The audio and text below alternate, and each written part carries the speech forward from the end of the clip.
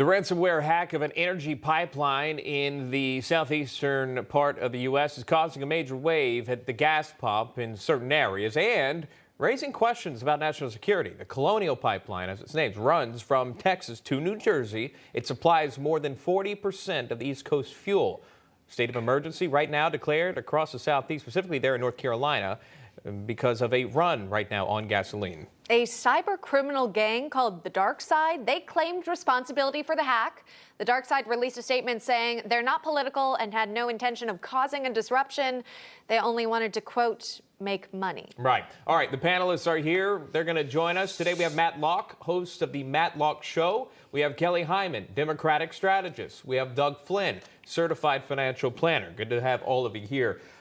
Before we dive in, I want to play this for you. Yesterday's White House press briefing, Deputy National Security Advisor for Cybersecurity took questions about this and possibly paying the ransom and how this should be handled. Here's that. Colonial is a private company and will defer information regarding their decision on paying a ransom to them.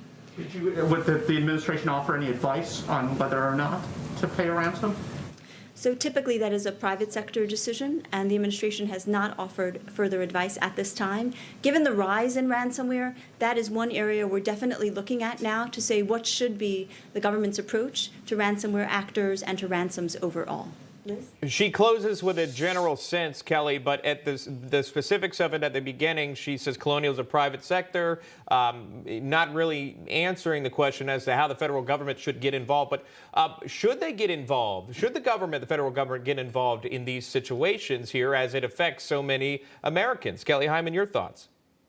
I think the government should give advice, but we have to remember it is a private company. It's a privately held company, and so ultimately the company, it's their decision. The government shouldn't infringe on a privately held company and tell them what to do, but they can give them advice and give them some suggestions going forward on what to do. But actually, it's up to the company to make sure that they are cyber protected. Right. I think, of course, a huge concern surrounding this specific attack is the almost immediate implications that it has. We've seen just this morning a rise of people who are running to the gas stations to try to fuel up their tanks. There's an anticipation of a shortage. Now, we've heard from Colonial that they plan to be back on track by the end of the week here, but we've heard, Matt Locke, a state of emergency being issued in several of these southeast states. Where's the president in all of this? Is he doing enough to really get things back on track? Well, no, you got to ask where the leadership is. You're absolutely right. Where is Joe Biden? This is infrastructure, is it not? I mean, petroleum is the lifeblood of America. We're watching as an infrastructure bill is being debated in the House and in the Senate right now. But yet you've got the president missing in action. You've got the Eastern Seaboard without petroleum. That's what we run on. In all of this, you have to ask yourself, this pipeline, why this one? There's 190,000 miles of pipelines in the United States alone. But yet this pipeline runs through what? A majority of Republican states who are what? Maskless right now. So the response from the Biden administration is not surprising. Matt brings up a great point here, Doug. You know, you're thinking about why Colonial. And then you also think about, have laws been broken? My mind goes back to phishing scams, right? Let's say you open up your email. You have someone contacting you and saying, hey, look, you need to give me your social security number. You need to give me this and this and this and your passwords. There are folks that fall for this stuff. Or one that happened so long ago from Prince, I forget the name. But either way, you get the FBI involved. That's who investigates this kind of thing. So if I get an email like that you want to notify authorities. Now you have a major pipeline here in America, and, oh, no, it's private sector, you know, they got to handle that.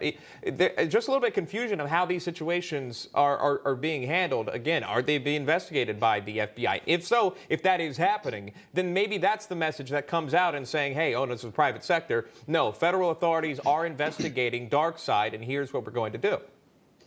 Well, I think realistically what has to happen, and the only way the government should get involved is to have something as important as infrastructure. If you're going to provide infrastructure and petroleum to almost half of the East Coast in terms of gas, then you need to have a plan of action if you're going to have a cyber attack.